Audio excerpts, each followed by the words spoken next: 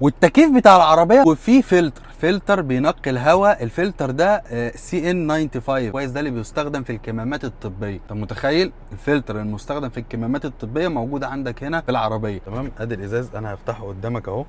تمام. وان تاتش طبعا تقفل كده. بص انا لو حطيت ايدي، بص قفل على ايدي ورجع تاني، حس بايدي وراح راجع تاني. دي احدث ما توصلت لشيري في عالم العربيات الاقتصاديه. اليومين اللي احنا فيهم دلوقتي دول سوق السيارات مليان عربيات، في اسماء جديده وفي اسماء احنا عارفينها وفي عربيات اول مره نسمع عنها وفي عربيات نزلت باشكال جديده احنا عارفينها من زمان. فانا دلوقتي جاي الخص لك الموضوع ده مع العربيه اللي معانا النهارده، الشيري تيجو 7 برو ماكس. دي العربيه اللي جامعه ما بين الحاجتين، عربيه جديده نازله مليانه كل اللي انت بتدور عليه، كل الاوبشن والتجهيزات ووسائل الامان والكلام الجميل اللي انتوا عارفينه ده، وفي نفس الوقت من وكيل معروف ومن شركه معروفه وهي شركه شيري. وانا عن نفسي لما باجي اختار عربيه لنفسي انا بفضل الشركه المعروفه اللي ليها تاريخ واللي احنا عارفينها. شيري شغاله في مصر بقالها اكتر من 10 سنين يا جماعه. دي بقى ال7 برو ماكس، او يعني خلاص دي احدث ما توصلت لشيري في عالم العربيات الاقتصاديه. ازاي نركب عربيه اقتصاديه مليانه اوبشن وتجهيزات؟ لو تفتكر معايا اصلا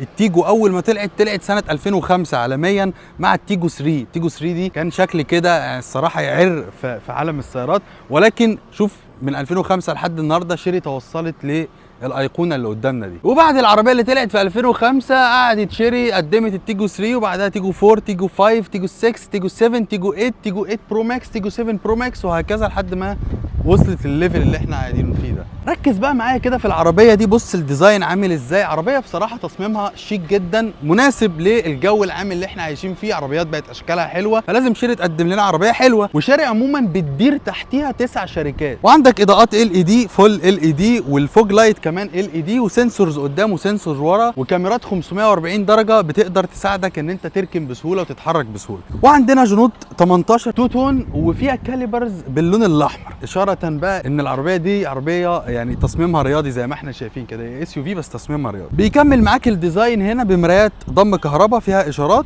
وكيلس انتري وبروكسيميتي كي. يا جماعه العربيه اول ما بتقرب المفتاح الذكي اللي في جيبك على طول العربيه بتفتح لوحدها من غير ما تدوس على اي حاجه. وعندك فوق هنا بانوراميك سان روف، ومن ورا عندك اللايت بار الحلو ده بينور بالليل بيبقى شكله تحفه، وكل حاجه LED حتى الاضاءه بتاعت الرجوع LED.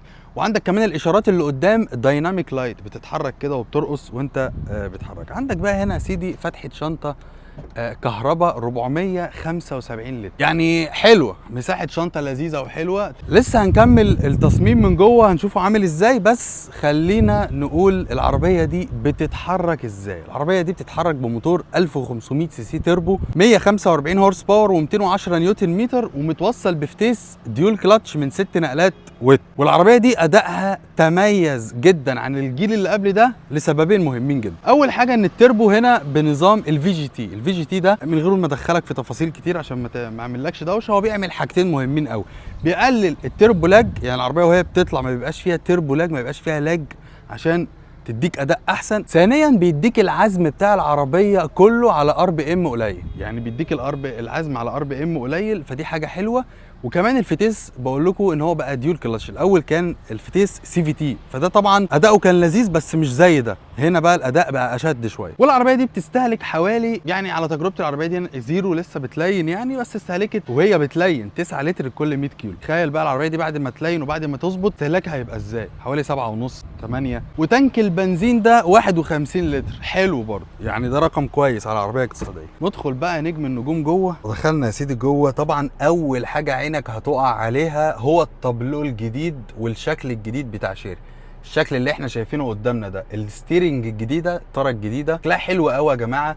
الكونكتد سكرين شكلهم لذيذ قوي، كل واحده فيهم تقريبا 12.3 بوصه. دي بتدعم الابل كار بلاي والاندرويد اوتو وايرلس، وذكيه جدا. وتقدر كمان ان انت تدي العربيه اوامر صوتيه عموما، يعني تقدر تتكلم مع العربيه وتديها اوامر صوتيه. وعندي طبعا فتحه سقف بانوراما كبيره جدا بتفتح لحد الاخر، الستاره بتاعتها بتفتح لحد الاخر. واللي عاجبني قوي في العربيه دي ان هم ما استرخصوش في الخامات. انا اصلا الانتيريور ده كله عندك 4 خامات تقريبا. عندك هنا جلد اهو اللي احنا قاعدين عليه، كمان جلد، وجلد هنا في كل حته. وبعد كده عندك كربون فايبر، وبعد كده عندك هنا جلد، وبعد كده في مناطق يعني مثلا عندك زي هنا كده على التابلو بيانو بلاك، وعندك بقى غير البلاستيك اللي محطوط في حتت بعيده اصلا عن ايدك مش هتوصل لها. فعجبني قوي ان هم ما استرخصوش في الخامات. عربيه اقتصاديه زي دي سعرها يعني لسه هنقوله في اخر الفيديو سعرها حلو برضو. لو بصيت على اي عربيه منافسه هتلاقيهم معظمهم يعني اقتصاديين قوي يعني. لا لكن هنا هم ما بخلوش في الموضوع ده. تعرف منين ان الشركه صارفه ومكلفه؟ من الحاجات اللي انت شايفها قدامك دي. والتكييف بتاع العربيه ممتاز قوي يا جماعه، وفي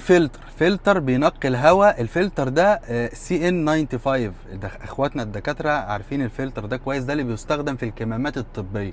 انت متخيل الفلتر المستخدم في الكمامات الطبيه موجود عندك هنا في العربيه؟ ففكره ان يخش جوه العربيه اتربه وروايح كريهه والكلام ده مفيش منه يعني. امسك، انا من خلال تجربتي طول ما انا قافل الازاز ومشغل التكييف مستحيل حاجه تخش جوه العربيه، ولا روايح، ولا وانت ماشي على الطريق تلاقي حاجه، ولا الكلام ده كله. والانفوتينمنت سيستم الحلوه اللي احنا اتكلمنا عنها دي متوصله بساوند سيستم جامد قوي من سوني. ده تقريبا احلى ساوند سيستم خلاص انا توصلت له في الفئه الاقتصاديه.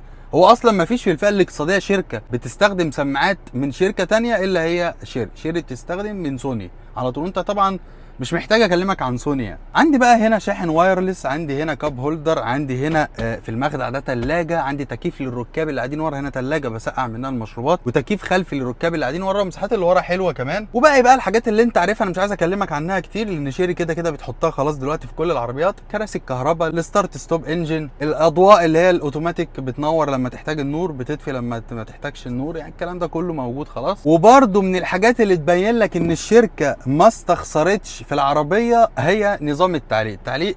نظام التعليق الخلفي مالتي لينك يا جماعه. طيب كده ناقص لنا حاجتين مهمين، وسائل الامان والتجربه بقى، العربيه عامله ازاي على الطريق.